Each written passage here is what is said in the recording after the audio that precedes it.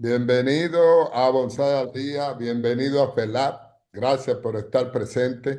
Estamos en FELAP porque tenemos todos los miércoles Bonsai al Día y llamándolo a todos a que participen, a que nos sigan en nuestra página de Instagram, de Facebook, que nos sigan en el YouTube para que puedan ver todos los capítulos que hemos tenido de Bonsai al Día y convocándolo a todos los que no se hayan sido miembros de FELA, que es el momento oportuno, porque se acerca nuestro gran congreso de FELA en Brasil.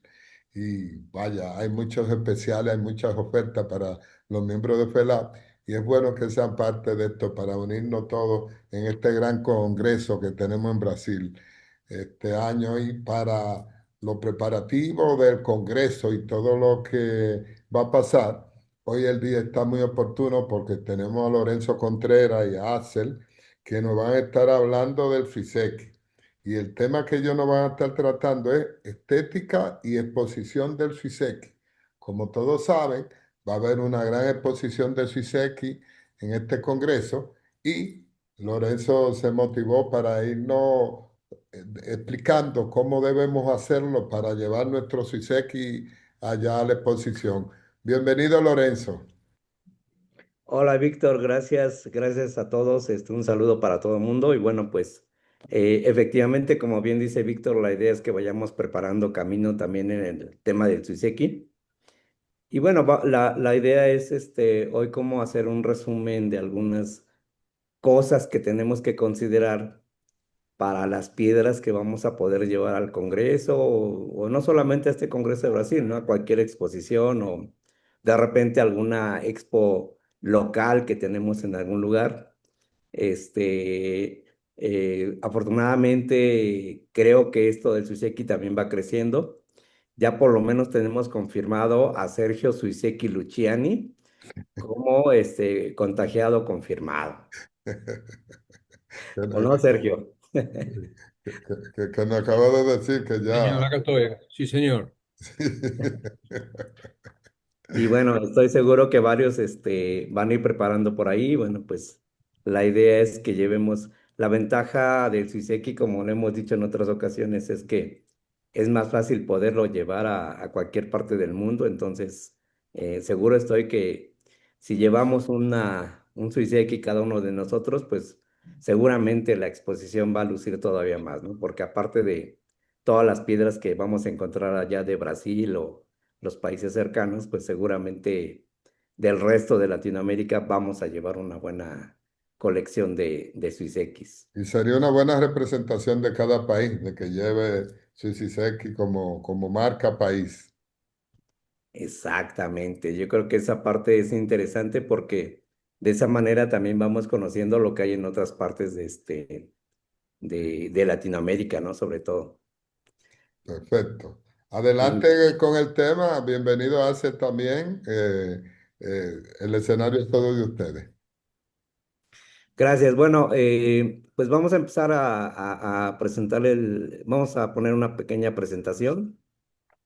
Eh, para iniciar el tema. Y bueno, el tema en general lo hemos llamado estética y exposición del Siseki. En la primera parte de estética yo voy a hablar un poquito sobre este tema redundando. Y después Saúl en la segunda parte nos va a hablar un poquito de la exposición, de la forma en cómo debemos de exponer ya en un evento, ¿no? Como un congreso o alguna expo por ahí, local o internacional, etcétera. Entonces, pues empezamos por el tema de por qué es valioso un Suiseki, ¿no? Porque finalmente muchas personas todavía seguimos pensando y considerando y es cierto además, ¿no? Que el Suiseki no es más que una piedra, sí, efectivamente, pero dentro de esa piedra, pues buscamos que haya un impacto por su belleza. Recordemos que, al igual que el bonsái, hay un trasfondo filosófico y un trasfondo estético de las rocas. Y obviamente cuando nos vamos adentrando en esto, vamos dándole sentido al por qué tener un buen Suiseki, por qué tener una buena roca y por qué buscar la manera de apreciarlo, ¿no? Entonces, el Suiseki pues tiene un valor muy, muy en el sentido de la estética, pero también filosófico. ¿Vale? Algunos suisekis, inclusive como dice el último párrafo, pues llegan a ser tesoros nacionales, en el caso de Japón, ¿no? Donde hay suisekis que tienen cientos de años, que han pasado de familia en familia, como el caso del bonsai, y que con esto, obviamente, la historia que han generado a lo largo de su vida, pues tienen un valor cada día, eh, no precisamente monetario, ¿no? Sino un valor histórico y un valor, pues, digamos, místico, por decirlo de alguna forma. Eh, el Suiseki Do, que es uno de los caminos de la filosofía Zen, pues, habla sobre el tema de qué nos aporta, ¿no? Aquí, concretamente, ¿en qué nos ayuda tener o coleccionar un suiseki? Bueno, la verdad es que la contemplación de una roca como esta que tengo aquí a la mano, voy a bajar un poquito la pantalla, ¿sí?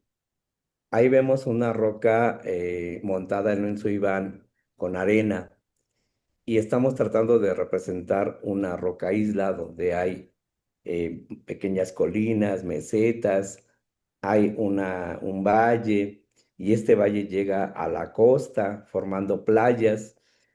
Algo interesante es que cuando yo la estoy describiendo, seguramente conmigo van acompañando ese viaje mental que vamos haciendo en la interpretación de esta roca. Y al hacer ese tipo de interpretación, hacemos que nuestra mente se abstraiga y se concentre en la roca. Y definitivamente eso nos conduce a un estado de relajación y de introspección personal, ¿no? Como lo mencionamos aquí. La filosofía Zen o el budismo en particular tiene un objetivo primario que es la meditación, ¿sí? Y el camino del Suiseki o el Suiseki-do se creó justamente para poder tenerlo en un espacio pequeño y que nos ayude a través de la contemplación a abstraernos y a lograr un estado tal vez de meditación que pudiera ser profunda, ya depende del que lo practica, ¿no? Y de las habilidades que tengamos, porque la verdad es que esto de meditar no es algo sencillo, es un proceso también que lleva su tiempo. Hay que aprender a respirar, hay que tener cierta posición, hay que sobre todo lograr, yo diría así como que domar a la mente, ¿no? Porque hoy día vivimos en un mundo occidental tan acelerado.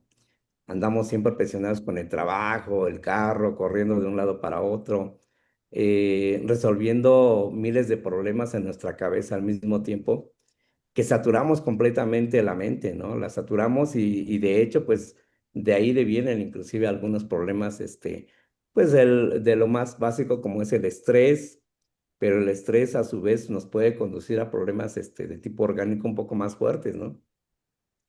Entonces, la idea de que acá en Occidente, por ejemplo, practiquemos la contemplación de las rocas, es por eso, porque nos ayuda a abstraernos, ¿no? Entonces, ese aporte que nos da a nosotros la contemplación de las rocas, ese aporte, pues, no es una práctica solamente filosófica, es una práctica realmente que aterriza en un bienestar, digamos, filosófico de cada uno de nosotros.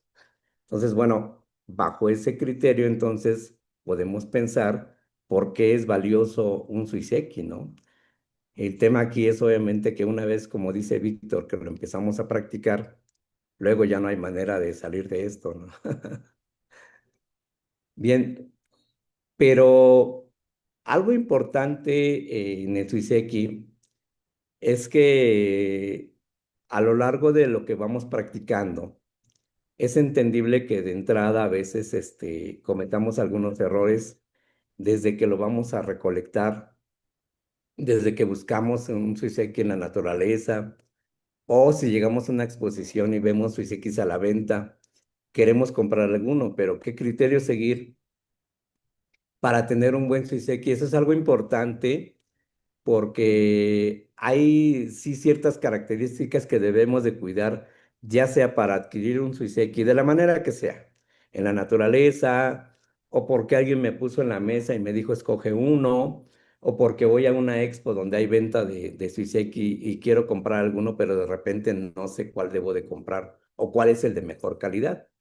Entonces aquí hablamos de Suisekis, un criterio es la forma, que pues algo importante es que debemos de tener una forma específica definida en la roca. Normalmente los más tradicionales pues son los paisajes, animales, personas, etcétera, ¿no? Entonces esto debe realmente de ser importante. También hoy en día pues nos abrimos un poquito a no solamente lo que son los suisekis de formas tradicionales, sino que vivimos en una cultura diferente, con paisajes diferentes, con inclusive normalmente a veces se personifican suisekis de animales, pues como los que se conocen en Japón, ¿no? Pero hay otras especies de animales y otro tipo de paisajes en otras partes del mundo. Entonces, es importante abrir un poco la mente en ese sentido. La calidad de material, eso sí es algo universal que debemos de cuidar, ¿no? Debemos sobre todo evitar que sean rocas demasiado, que se desgranen muy fácilmente, que no sean compactas, sólidas sobre todo, ¿sí?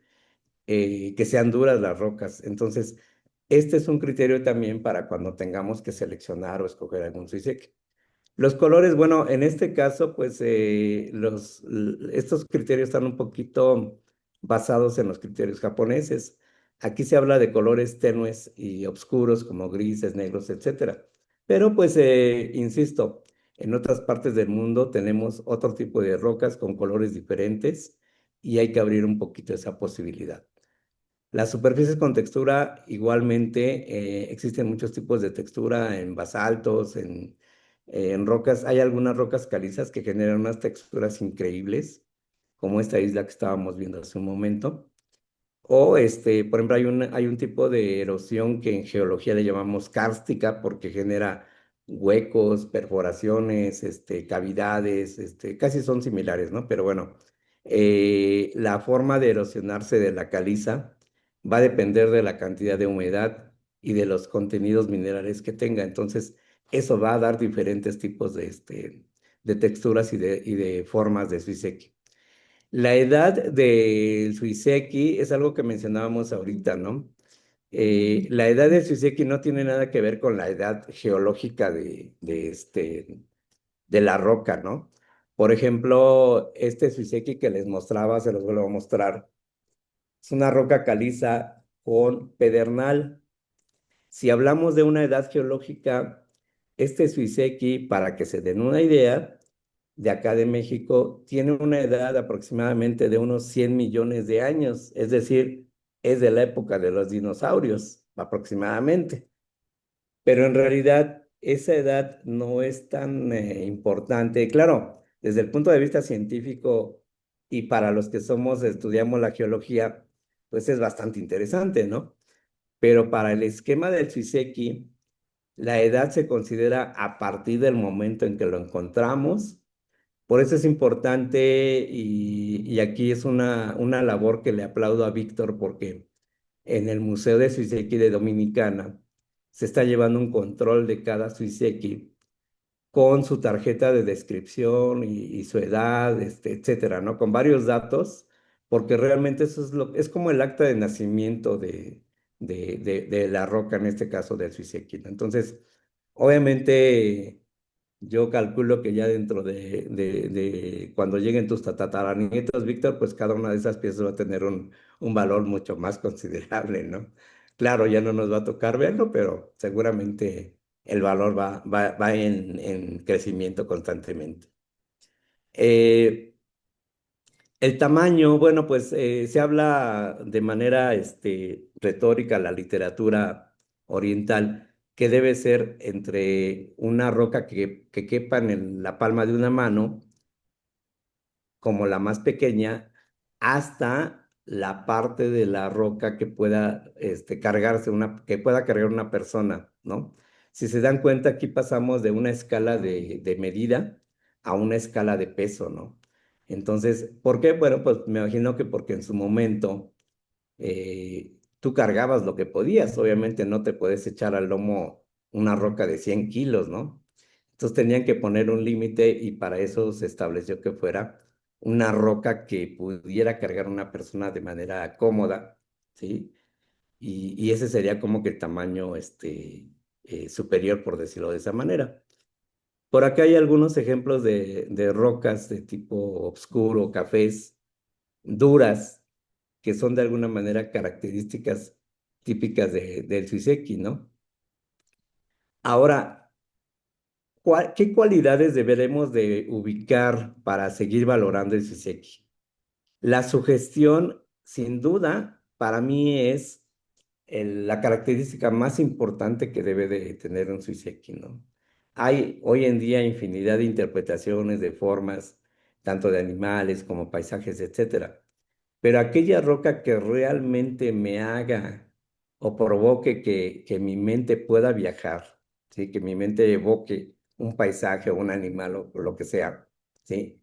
Esa va a ser una característica muy importante de un suiseki. Aquí vemos esta imagen, por ejemplo, bueno, pues prácticamente no necesitamos describirla porque inmediatamente todo mundo hacemos una interpretación bastante definida, ¿sí? Sin embargo, en la teoría, por ejemplo, del Suiseki japonés, se decía que a veces una roca tan perfecta como pudiera ser, no digo que esta sea perfecta, ¿no? Porque tiene algunas cosas que podríamos criticar, que no lo vamos a hacer, pero sí es muy atractiva la roca.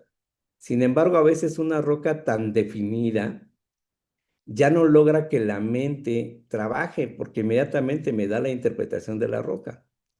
Entonces, a veces las rocas más simples, más sencillas, eran o son las más apreciadas porque son las rocas que logran que tu mente se esfuerce un poco más. Entonces hay rocas que ya están tan descritas, tan gráficas como esta, que inmediatamente vemos la montaña. Claro que la observación y la contemplación ahí entra en juego, porque, ok, de entrada veo un cúmulo de montañas, pero luego voy recorriendo cada espacio de la roca y veo glaciares, veo caídas de agua, veo valles. Entonces, ese es justamente lo que buscamos en una roca, que pueda hacerme que yo evoque estudiar la roca y meterme dentro de ella, ¿no? Me imagino inclusive caminando por ahí, entre esos glaciares, esos valles, y de ahí yo puedo ir formando una historia, ¿no? Que en la caminata que estoy haciendo voy a encontrar X o Y situación que pudiera agradarme o pudiera sobresaltarme, etcétera. Y entonces me provoca emoción. Y como decía por ahí Picasso, una obra de arte, su característica es que debe de justamente provocar cierta emoción a la persona que la contempla. El equilibrio, bueno, pues este es un concepto un poquito de repente difícil de entender porque normalmente cuando escuchamos el concepto de equilibrio hablamos sobre un equilibrio físico, pero no, debe ser un equilibrio estético donde entra en juego la roca, donde las proporciones son importantes, donde los acompañamientos como las daisas o las pinturas que se colocan con ellas, los árboles junto a los que se ponen, el tamaño de uno con respecto a otro, todo eso genera un equilibrio estético a la hora de una exposición. Más adelante lo va a detallar un poco Axel. Aquí vemos una roca que ponemos como un ejemplo de equilibrio, donde vemos justamente una textura muy interesante que nos habla de una roca que se ve inmediatamente que ha sido envejecida por el tiempo, ¿sí? Muy interesante es que tiene una sola cara plana que se ocupó para tallar la base. La base de madera, la daisa, es demasiado discreta, que prácticamente nada más contiene a la roca. Entonces, todos estos elementos que yo estoy describiendo justamente logran un equilibrio adecuado en la roca, ¿no? Y además es una roca muy evocativa, que esa es otra parte del equilibrio, ¿no? Entonces yo me imagino una colina, una montaña del lado derecho y hacia la izquierda, perdón, del lado izquierdo y hacia la derecha, un valle, unos cañones, en donde con mi mente yo puedo hacer un recorrido a través de esta roca. Entonces, bueno, este es un ejemplo de lo que podría ser un buen equilibrio de la roca. El concepto de wabi sabi, bueno, pues igual es un concepto pues completamente oriental japonés y pues básicamente nos habla de que la roca pues debe de ser humilde, no muy suntuosa, ¿sí?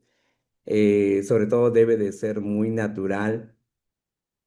Las caras deben de ser con cierta textura, no demasiado redondeadas ni cuadradas, ¿no?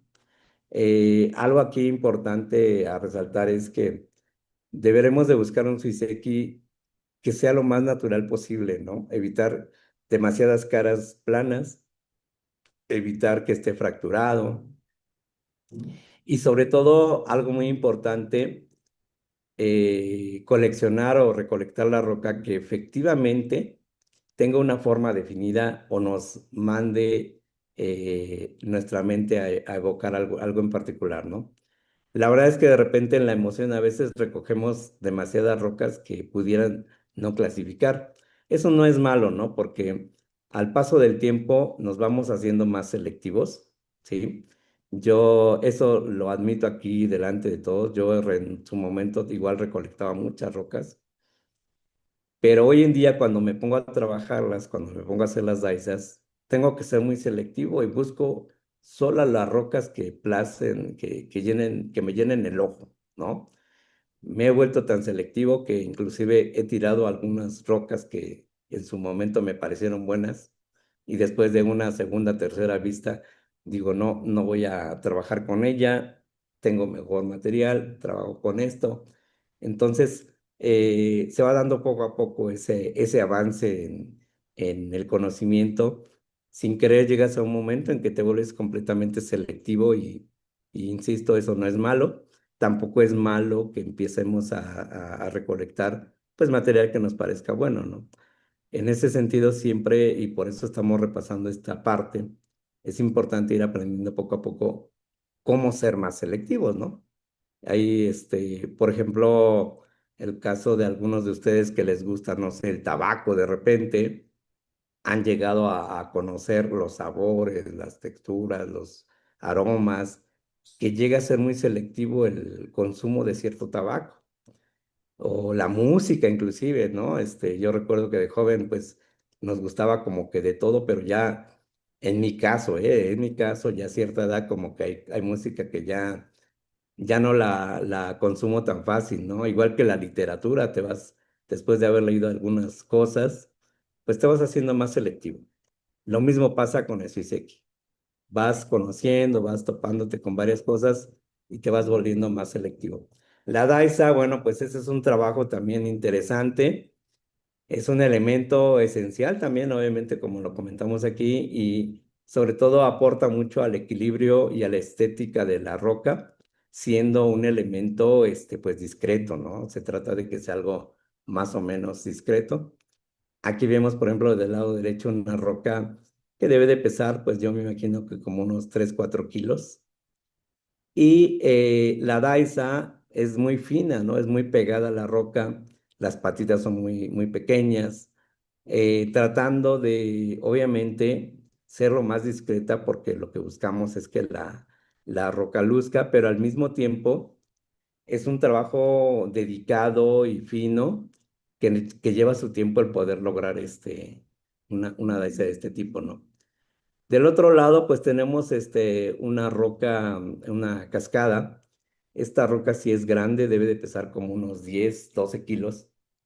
Y obviamente la daisa es un poco más gruesa, más robusta, más ad hoc a el tipo de roca que estamos presentando. Por ahí le pusimos algunos caracteres de greca para recordarnos un poquito el tema del agua, ¿no? Por acá en Mesoamérica, en México, tenemos una greca que se llama greca escalonada y que en alguna de sus interpretaciones, una parte de esa greca representa el agua. Pues bueno, son elementos culturales que aportamos como extras pero que a veces es importante describirlos porque de repente pues la gente no sabe de qué se trata. El suivano o doban, bueno, es otro elemento que ahorita también va a profundizar un poco más Axel.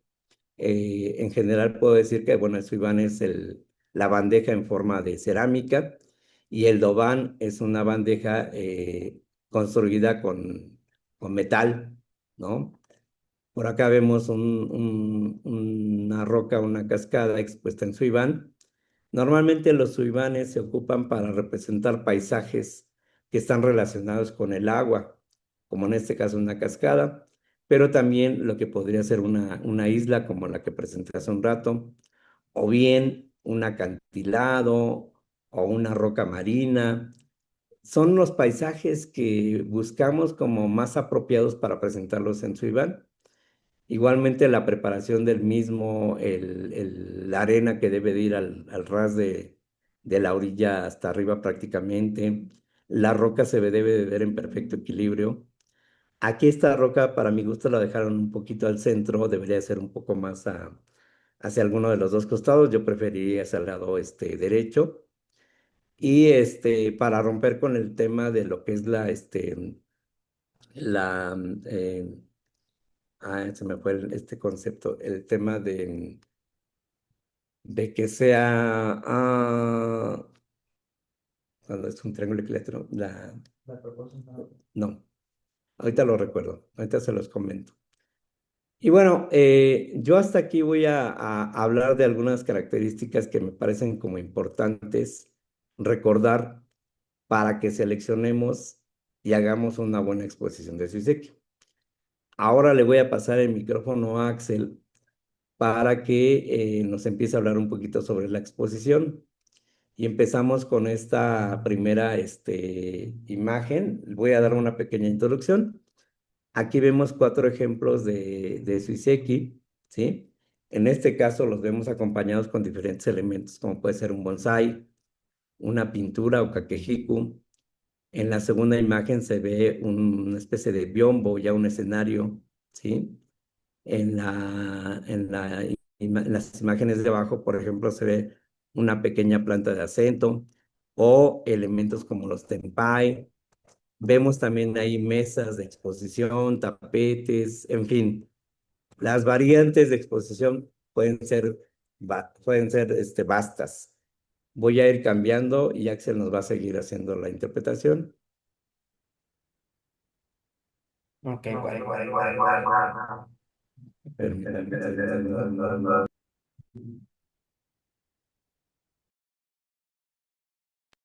Bueno,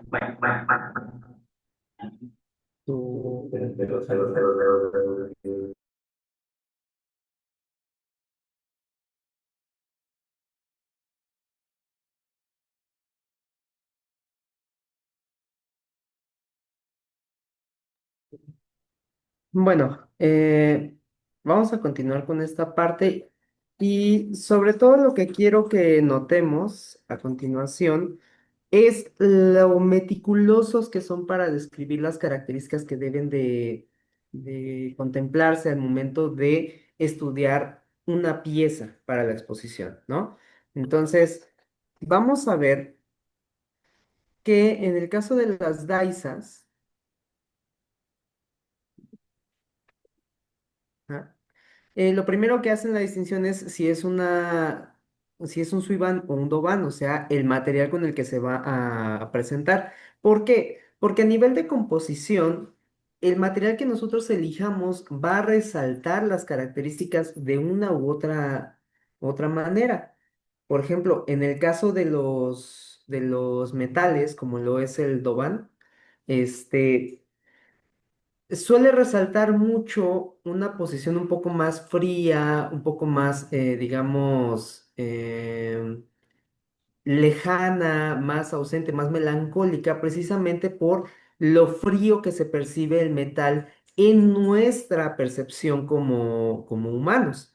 Por otro lado, un suiván suele ser de cerámica, con tonalidades un poquito más neutras, a veces un poquito más tendentes hacia los colores cálidos, lo cual nos puede proponer otro tipo de escenas, ¿no? Por eso es importante fijarnos desde el material que vamos a utilizar Y después ya viene la cuestión estética de cómo posicionar la roca.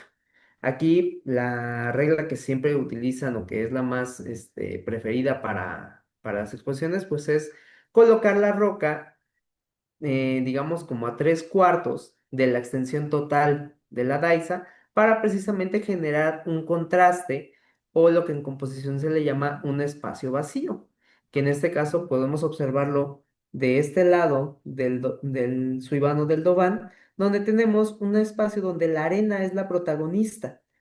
Recordemos que siempre en este tipo de arte lo que se va a buscar es que la escena que estemos tratando de recrear sea lo más equilibrada posible. Por lo tanto, si nosotros tuviéramos solamente un foco de atención, no es una escena tan equilibrada porque no tenemos una visión completa de la obra de arte, sino que solamente fijamos nuestra atención en un solo punto. De lo que se trata aquí es de que nosotros apreciemos el conjunto completo, no solamente la pieza principal, también el resto importa. Obviamente, el objetivo del resto de elementos es realzar la pieza principal, pero no debemos de dejarlos por un lado, debemos de tomarlos en cuenta para poner esta composición de manera equilibrada. También se suelen utilizar algunos elementos, digamos, más didácticos, como es el caso de los tempais, para proponerle al espectador una visión específica de lo que yo como artista deseo expresar. Porque a final de cuentas, en este tipo de arte, digamos que la comunicación entre el artista y el espectador es bastante diversa. Porque el artista tiene una visión en mente al momento de crear su obra, pero este tipo de arte en específico promueve que los espectadores realicen interpretaciones más allá de las que el artista propone. Entonces, en este caso, lo que podemos hacer con los tempais es proponer algo muy específico. Sin embargo, aún así dejamos un espacio para que el espectador pueda trabajar su propia interpretación de la obra. Aquí tenemos un ejemplo de una exposición que estuvimos preparando en el estado de Chiapas para un congreso internacional que hubo en ese estado de México. Y aquí hay algunos compañeros que están precisamente preparando esta exposición. Fíjense que la calma y la concentración con la que está cepillando la arena, pues es también algo muy importante, ¿no?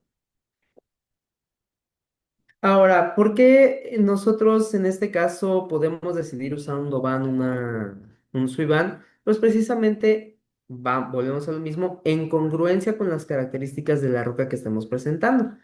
Característicamente, este tipo de elementos van relacionados con alguna fuente de agua. ¿Por qué? Porque la arena nos va a ayudar a representar el agua que rodea, en este caso, rocas en forma de islas. Puede ser también que prescindamos del agua porque la bandeja en la que se está presentando ya nos tiene alguna característica que puede ayudarnos a representar el agua. Como en este caso la propia bandeja, la pátina que tiene esta bandeja de bronce, ya da un tono que es similar al tono del agua, ¿no? Un tono verde azulado. Entonces podemos aprovechar también esa característica para representar el agua. Por otro lado, tenemos también la daisa. La daisa es otra forma de exponer. Aquí es donde nosotros utilizamos elementos como la madera para generar una especie de pedestal o más bien un complemento del arte del Suiseki para poder exponerlo. De nuevo recordando que la idea es primero darle equilibrio a la roca y presentar un complemento que realce las características de la pieza que estamos presentando. Aquí tenemos algo que les comentaba, lo específico que llegan a ser el estudio de cómo hacer cada una de estas daisas puede ser algo muy, muy impresionante, ¿no? Porque aquí podemos ver que está hablando de que cada uno de los componentes que puede tener una daisa tiene que tener una proporción con respecto a la piedra para que precisamente podamos ver el conjunto de forma armoniosa, que no resalte demasiado la daisa y perdamos de vista la piedra, pero que tampoco la piedra eclipse totalmente a la daisa. Debe de ser un soporte cálido, debe de ser un soporte que tenga algo de presencia, pero que no robe la total atención. Aquí tenemos algunos ejemplos de daisas. También podemos mencionar que incluso el número de los soportes, en este caso las patitas que se ponen en las daisas, también es importante, Demasiadas. porque si nosotros ponemos demasiadas patitas, eso puede llegar a distraer la vista. Entonces, de nuevo, lo que se trata es que sea sutil. ¿M? Incluso la forma de las patas también puede cambiar dependiendo de las características de la roca. Aquí otro Suiseki Daisa. Este quizá es un ejemplo de cómo las patitas pueden a veces distraer un poco. Si se dan cuenta, quizá en este Suiseki, en esta Daisa, se podría mejorar un poco el tema de las patitas, porque podemos ver que al frente, en la cara principal, hay bastantes patitas que se están presentando y quizá alguna de ellas podríamos prescindir para poder lograr una mejor exposición, ¿no? Aquí tenemos otro ejemplo, un poco más extremo de cómo pueden funcionar las daisas. En este caso, está presentándose solamente como un soporte a una roca que tiene una idea detrás, ¿no? En este caso, quisieron representar una montaña flotante como las que se ven en la película de Avatar. Podemos ver que la daisa funciona simplemente como eso, como un soporte que le da más protagonismo a esa piedra, con esa idea en mente. ¿No? Aquí otro ejemplo. Y bueno, también hay otras daisas para tipos de rocas, que lo que se busca es brindar como un enfoque más en las texturas y en la forma, donde la daisa puede ser un poquito más sencilla, precisamente porque no queremos resaltar demasiados elementos en la roca. La roca también tiene pocos elementos que mostrar, entonces la daisa también en concordancia con eso, tiene pocos elementos para mostrar.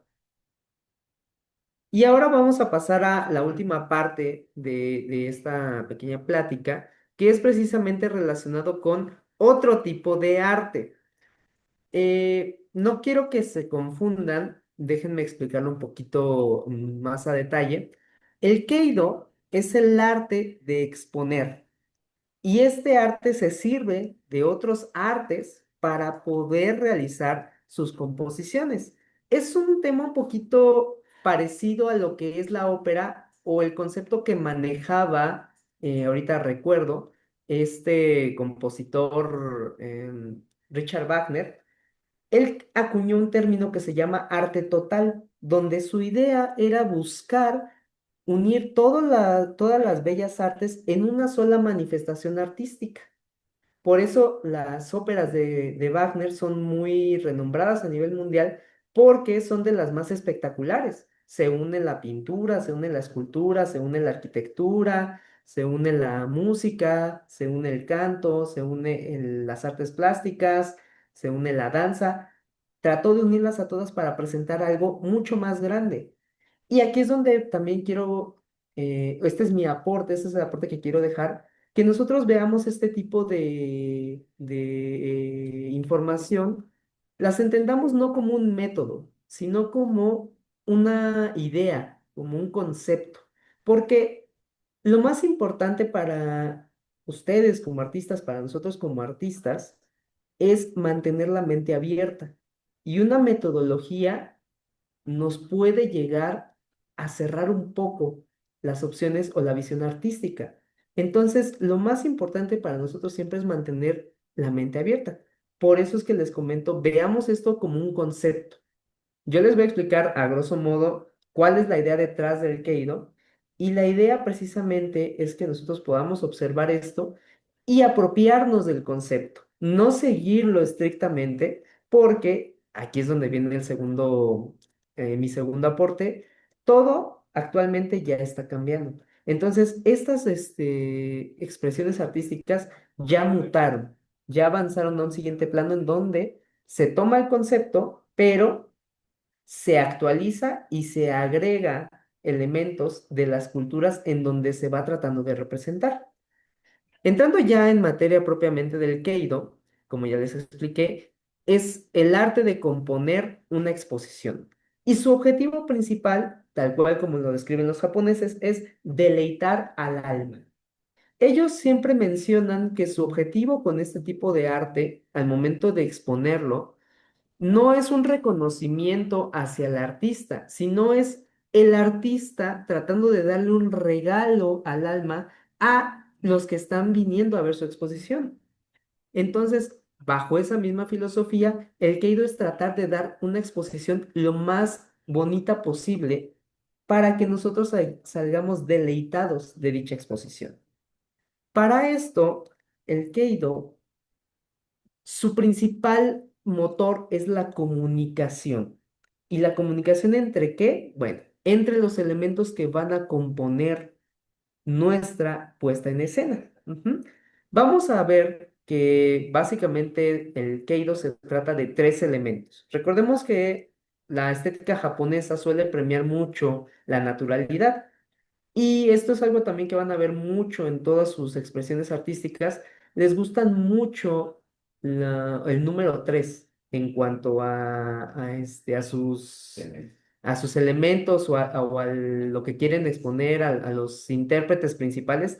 Casi siempre eligen el número 3 como un número muy equilibrado de cómo presentar las cosas, ¿no? Esto lo podemos ver en todas sus expresiones artísticas.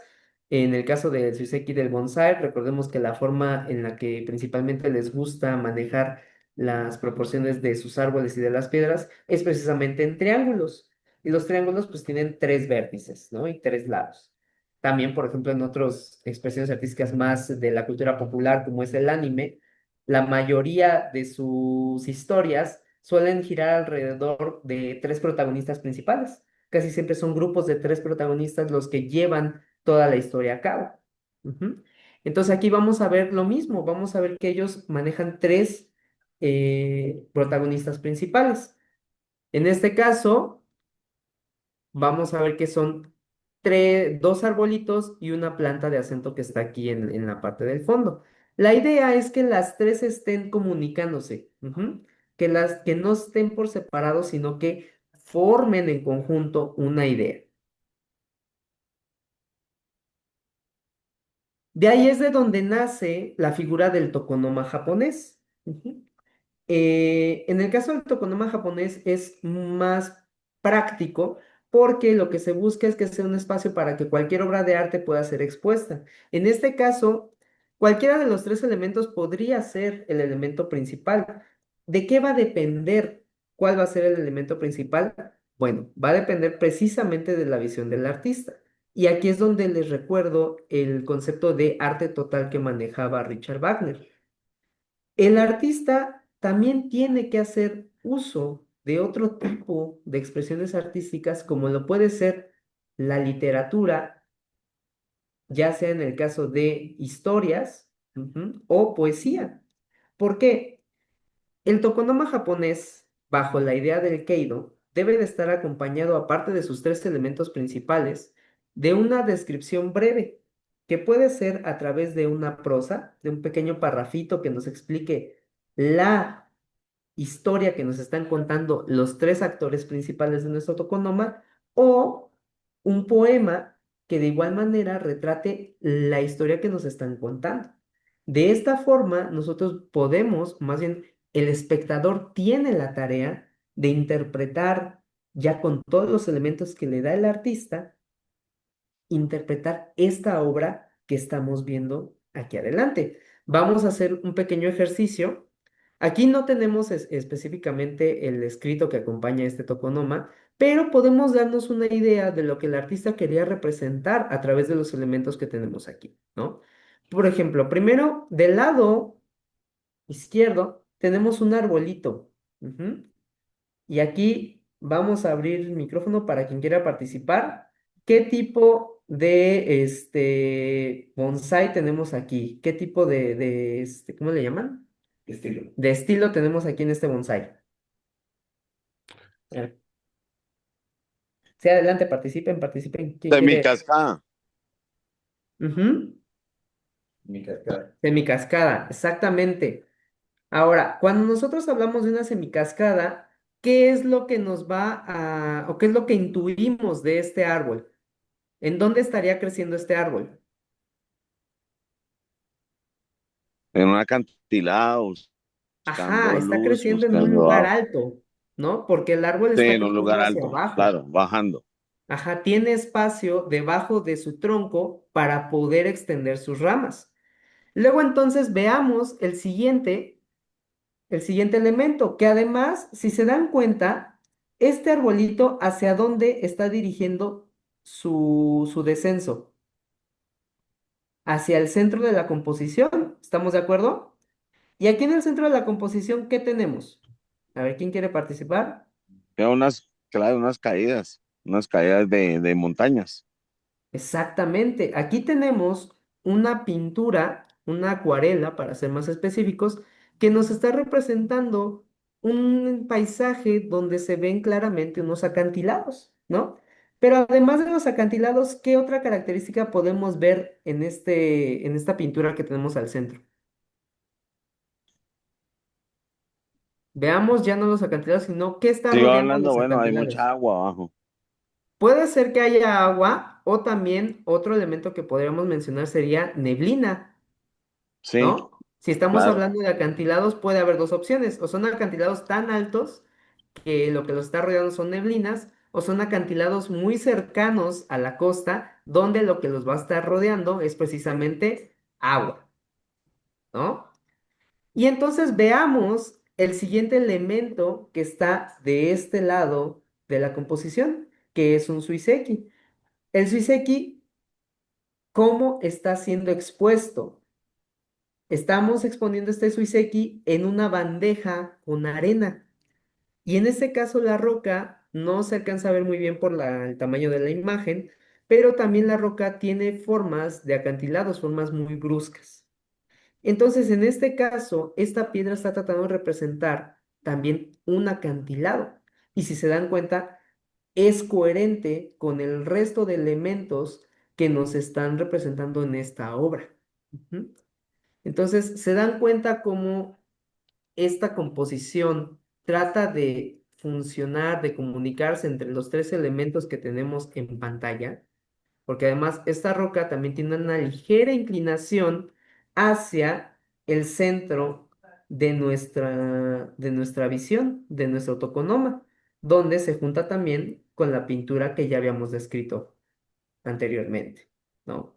Entonces vemos como todos los elementos, no solamente de los tres actores principales, sino también la maceta del bonsai, la forma en la que se trabajó el bonsai, la base del suiseki, todo está a propósito reforzando la idea de que esto nos está tratando de representar un paisaje de un acantilado. Ujú. Ujú.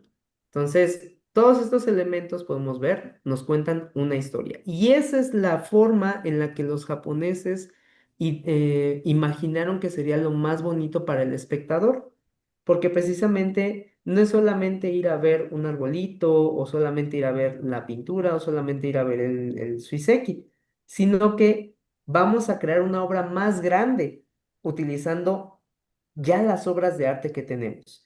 Y algo más bonito aún es que hacen que el espectador se vuelva un poquito también artista, porque él tiene que darle la interpretación, él tiene que trabajar con la mente para poder crear o vislumbrar esta historia y entonces también volverse un poquito artista. Por eso es deleitar al alma.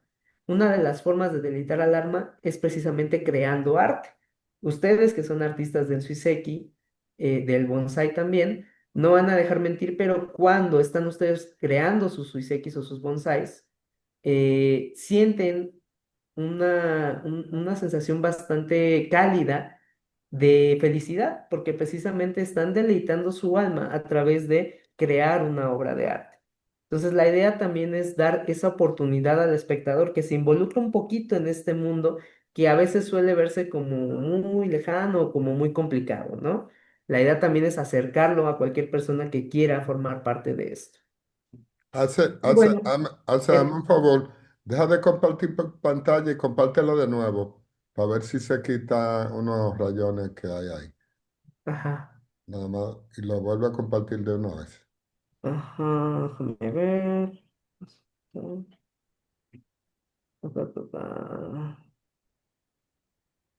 Compartir. ¿Ya, Ok, verdad? perfecto, excelente. Gracias. Continúa. Y bueno, lo bonito o lo bueno del tokonoma es que realmente, de nuevo, les repito, hay que verlo como un concepto que nosotros podemos adaptar. En este caso, estamos presentando un tokonoma que está un poquito más adaptado no a una obra de arte más grande, sino simplemente a un suiseki. Ujú. Estamos tratando de darle el protagonismo al Suiseki y por esto vamos a cambiar las dimensiones, vamos a cambiar incluso también el tipo de elementos que vamos a contemplar para realizar este tipo de composición. Ujú. Y es algo que nosotros podemos hacer con cualquier obra de arte. No tiene que ser precisamente un Suiseki, un bonsai. No tiene que ser una pintura, puede ser cualquier obra artística que nosotros querramos representar de una forma diferente. Ujú. Nosotros podemos utilizar muchos elementos para complementar esta obra, pero siempre tratando de darle un sentido, darle una coherencia a todo lo que estamos utilizando para que la idea que tenemos en mente pueda ser representada de manera satisfactoria. Ujú. Eh, Aquí también podemos ver que otro tipo de elementos que se utilizan son las shitakusas, que son las famosísimas plantas de acento. También estas tienen que tener características que sean concordantes con aquellas obras de arte que van a estar acompañando. Si no, puede ser que rompamos con la narrativa que estamos tratando de plantear. Por eso es importante que nosotros revisemos a detalle todos los elementos que vamos a poner dentro de nuestra composición. El otro elemento que también se utiliza de los actores principales es el kakehiku, que es básicamente digamos, puede ser una pintura, puede ser una acuarela o puede ser simplemente la escritura, la caligrafía, donde se describa el poema o la idea que está detrás de la composición. Y por último, las pequeños, figuritas que se utilizan como para reforzar estas ideas, que se llaman tenpai. ¿No?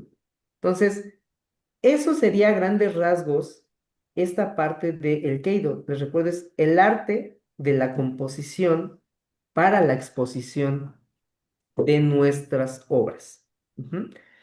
Véanlo como un concepto, hay que tratar de tomar ese concepto para poder adaptarlo con nuestra cultura, con nuestros elementos que tenemos cercanos y sobre todo con la visión que tengamos. Ujú. No es un método, es un concepto, es una forma de pensar. Entonces, ese es el aporte que les quiero dejar hoy. Gracias.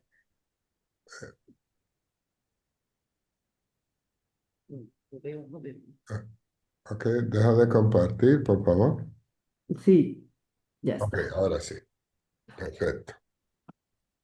Eh, una pregunta. ¿Cuándo se decide o de qué forma se decide para presentar el Siseki? Si una mesa o un mantelito, ¿cuáles son las visiones o las condiciones para elegir en qué se presenta? Bueno, por ejemplo, en el caso de la mesa, mucho depende de los otros elementos que lo acompañen. Por ejemplo, si estamos presentando un árbol que sea, junto con el suiseki, un árbol que sea más grande, necesitamos darle un poquito de altura al suiseki para que no quede opacado con la altura del árbol.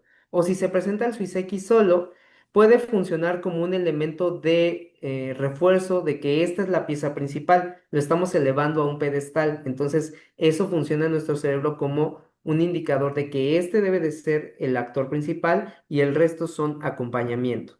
Ujú. Va a depender, de nuevo, de los demás elementos que estén dentro de nuestra composición.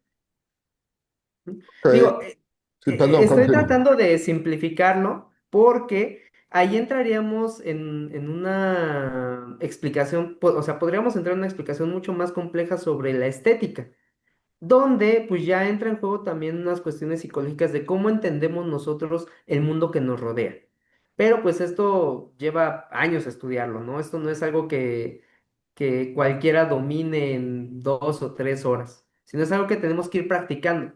Pero la idea precisamente del Keido es que practiquemos esto, ¿no? Que lo hagamos de manera constante con cada una de nuestras piezas para poder ir entendiendo cómo es que funciona esto. Ujú. La idea que tú propones es ir haciendo ejercicio de Exactamente, momento uno utilizar los elementos que tenga y hacer composición exactamente. y ver cómo se ve.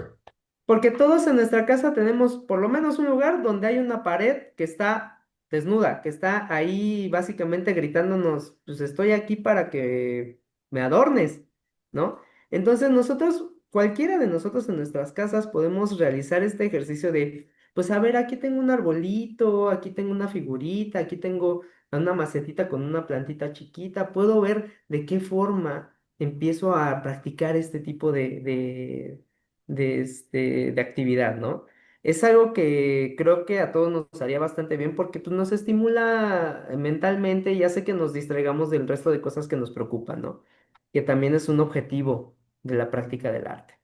Perfecto, eso es interesante de ir practicando para que cuando llevemos nuestra exposición a Brasil, ya llevar quizá algunas composiciones, no tan solo el Exactamente, Siseki, sino también una composición. exacto. Y hay una pregunta, dice Fran, hola, tengo una duda. Veo en unos Suiseki que en la base parece que estuviera cortado. ¿Qué criterio se usa para hacer eso? Hola, bueno, sí,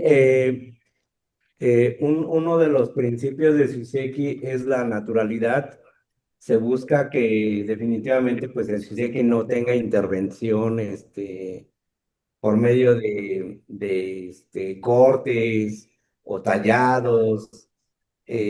Ya digamos que de repente podemos tener algo así, pero ya para un evento formal de competición o algo, pues no está permitido cortar el Suzuki, ¿no? Sí me ha tocado ver varios, la verdad es que se ven muy bonitos. Algunos inclusive los cortan y de repente les dan como una lijadita, como una chaineada, digamos por así, para que parezcan naturales. Pero a la vista del experto siempre se da uno cuenta cuando han intervenido a la roca, ¿no? En mi caso, como geólogo, por haber estudiado las rocas, se me facilita más de repente visualizar cuando ya ha sido intervenida la roca o cuando es completamente natural. Eh, sobre todo acá en Occidente se practica mucho ya este tema de cortar las rocas y no significa que no se vean bien, son bonitas, ¿no? Pero ya ahí tiene como que un sentido de ética y de cómo queremos practicar el Suzuki, ¿no? Si queremos afianzarnos a las bases o podemos tener algunas modificaciones. Pero en lo particular, pues yo prefiero seguir con el tema de la naturalidad de las rocas, dejarlas tal cual las encontramos. Y dicho sea de paso, aparecen rocas que son planas abajo por su forma, porque están, tú sabes. Entonces, de momento tú ves en exposiciones rocas que parece que está cortado, pero realmente es su estado natural. Son así las rocas. Sí, hay rocas espectaculares que efectivamente tienen un relieve increíble, pero la parte baja, como si lo hubiéramos pedido así a propósito, ¿no? Son realmente naturales y lucen bastante. Bueno, Sergio, Sergio, adelante, Sergio.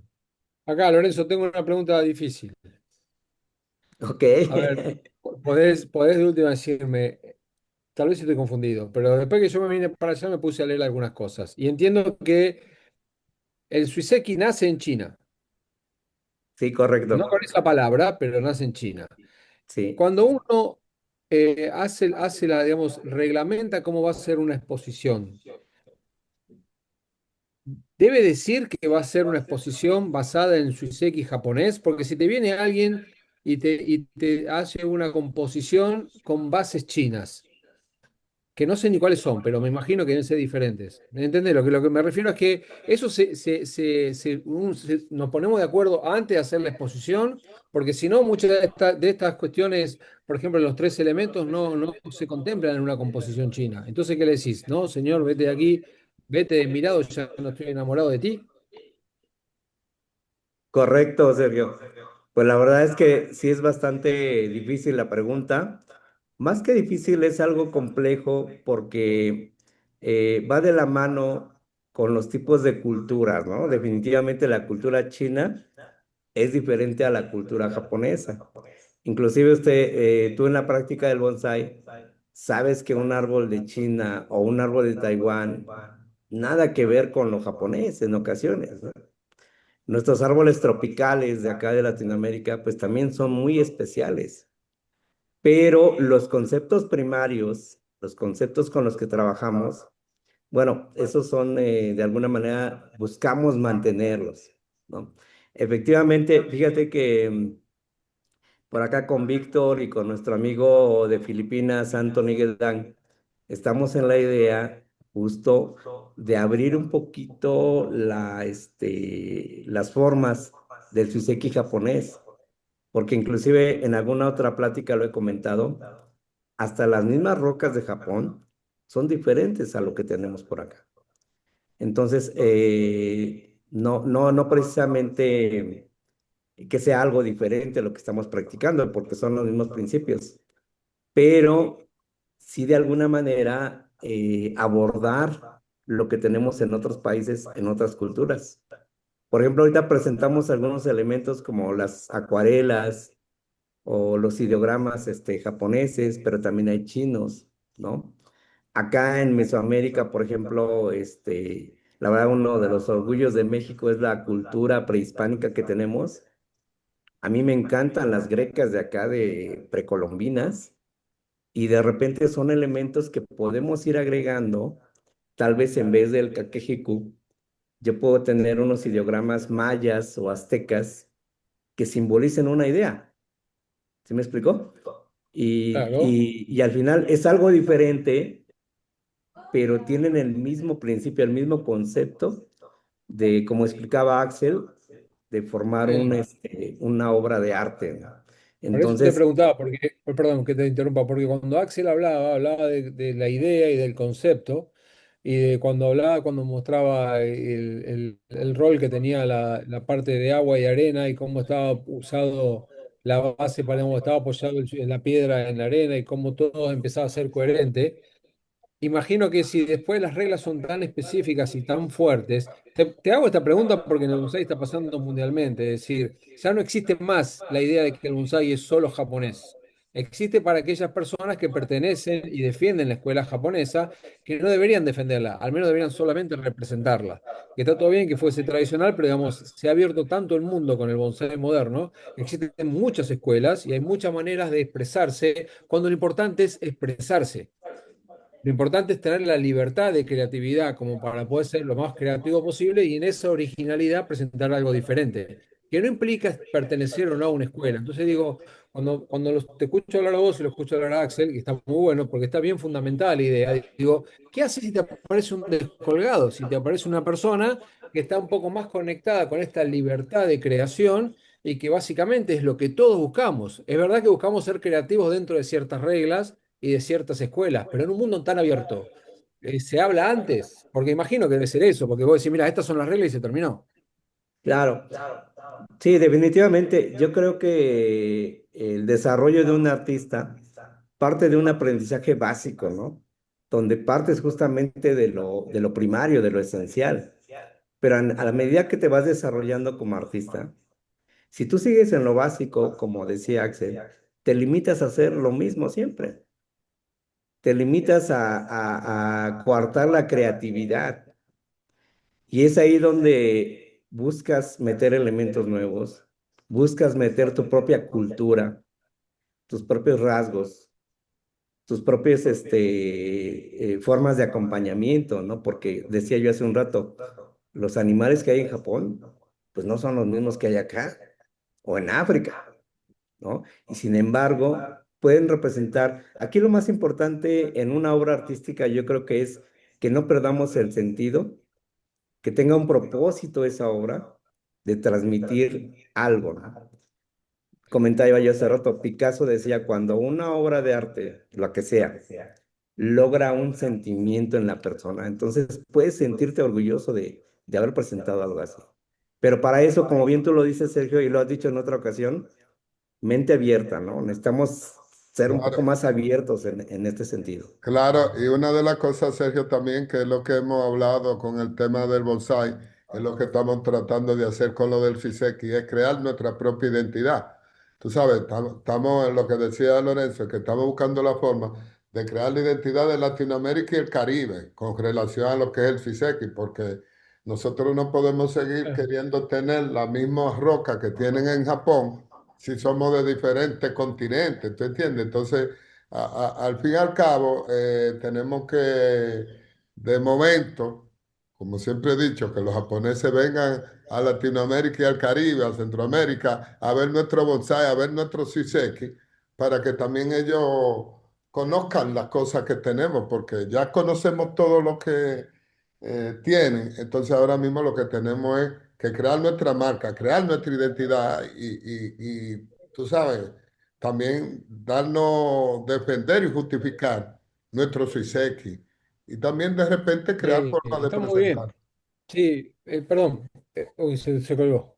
Que es verdad lo que decís, sí está bien lo que dice Lorenzo también. Lo que sí me parece a mí es que en este momento en el que estamos todos nosotros es un momento un poco más intelectual, evidentemente, porque no se trata de que las piedras sean diferentes ni que los animales sean diferentes, sino lo que representan cada uno de los elementos en la composición.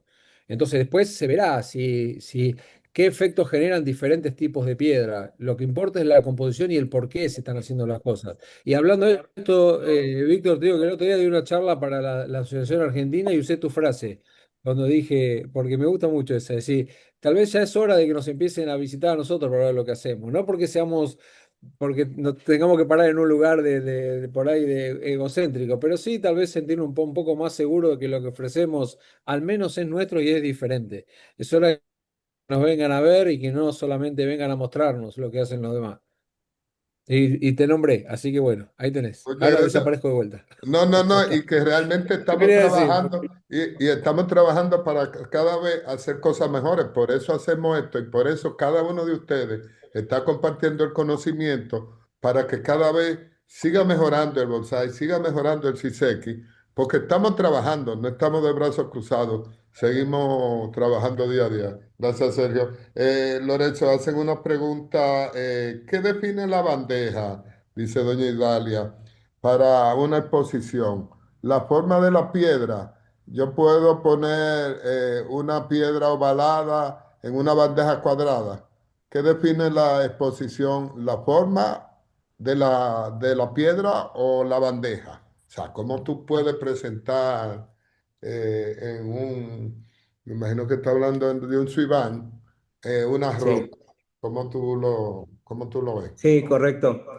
Bueno, la verdad es que un suiván en forma ovalada como este que tengo aquí, algo muy importante que mencionó Axel es que la roca debe de caber perfectamente. Normalmente hay una proporción que dice que el tamaño del suiván debe ser el doble del tamaño de la roca para que haya espacios vacíos o como le llamamos ahí en el bonsai, espacios muertos, ¿no? Espacios donde no hay nada.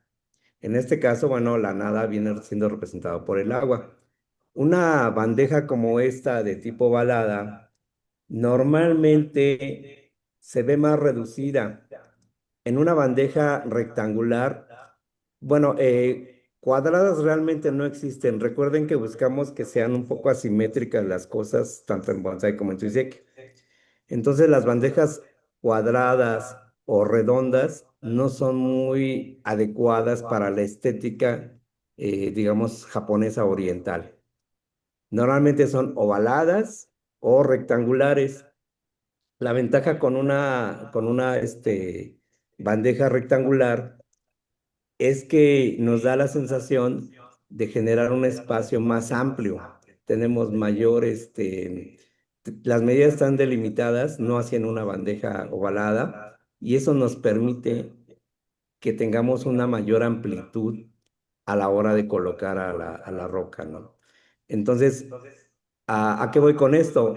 Esta roca que tengo aquí es un poco plana y probablemente se podría ver, respondiendo a la pregunta de la persona que la hizo, se podría ver mucho mejor en una bandeja rectangular, ¿sí? Y una roca tipo acantilado, es decir, un poco más vertical, sería más apta para una bandeja ovalada como esta.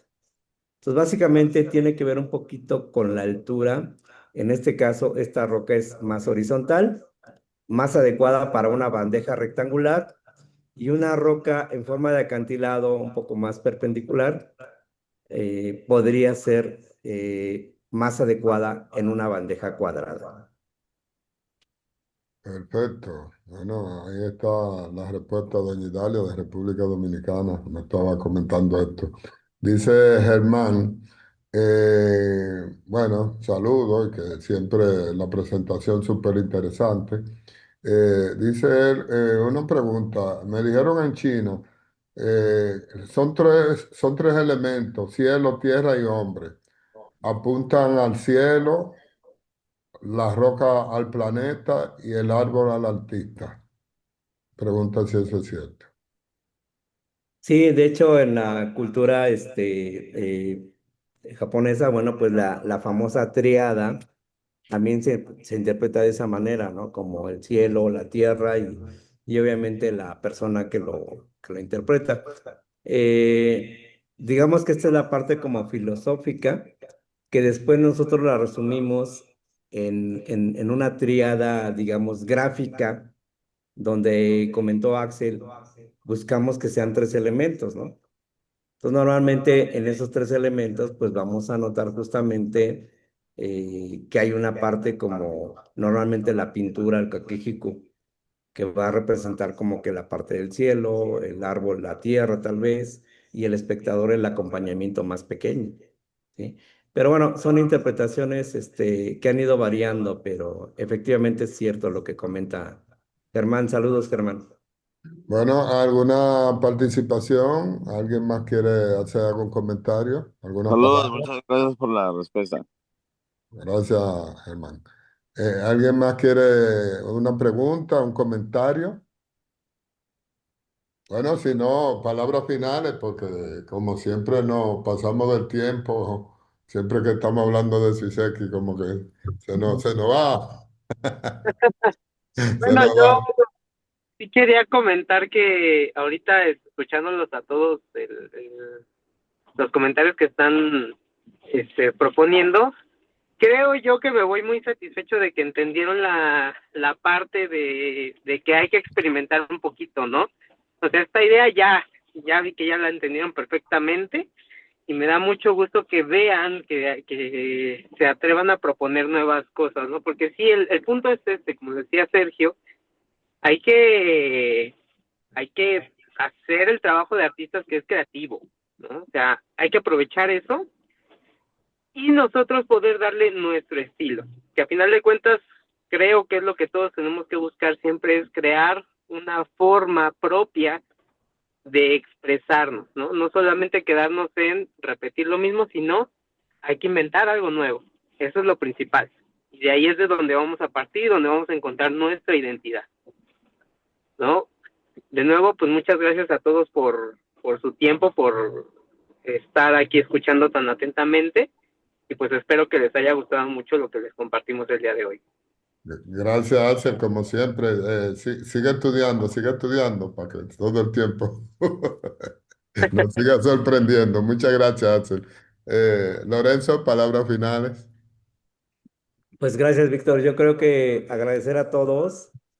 Estamos rodeados aquí de grandes profesionales, varios artistas muy buenos, muy interesante el trabajo de cada uno. Y yo creo que justamente la idea de estas pláticas es motivarnos a hacer cada día mejores cosas. definitivamente nunca terminas de aprender y como artista pues buscamos que tampoco nunca termines de experimentar, de proponer, pero partimos de conocer lo esencial, lo básico. Como bien lo dices, Víctor, estamos trabajando en buscar la identidad de nuestro Siseki en Latinoamérica. Esperemos ahora en el Congreso de Brasil presentar algo ya un poco más formal. Inclusive con respecto a la pregunta de Sergio, por ejemplo, pudiera ser que ya podríamos ir definiendo como que las características del Suiseki latinoamericano y lo que podríamos llegar a exhibir. Aunque vale la pena mencionar que hay gente que colecciona Suisekis de todas partes del mundo y a veces lo que buscamos son lugares para exhibir y exponer. Entonces no podemos cerrarnos tampoco a todas las posibilidades que vengan de cualquier parte del mundo. Entonces, seamos abiertos y sigamos trabajando por el Suiseki y por el bonsai aquí en Latinoamérica. Gracias a todos por estar aquí. Bueno, gracias. El tema, como siempre, es muy interesante, pero llega la hora de despedirnos, de seguir para el próximo miércoles. Recuerden que estamos unidos por una pasión y siempre vayan buscando personas que estén interesadas en participar.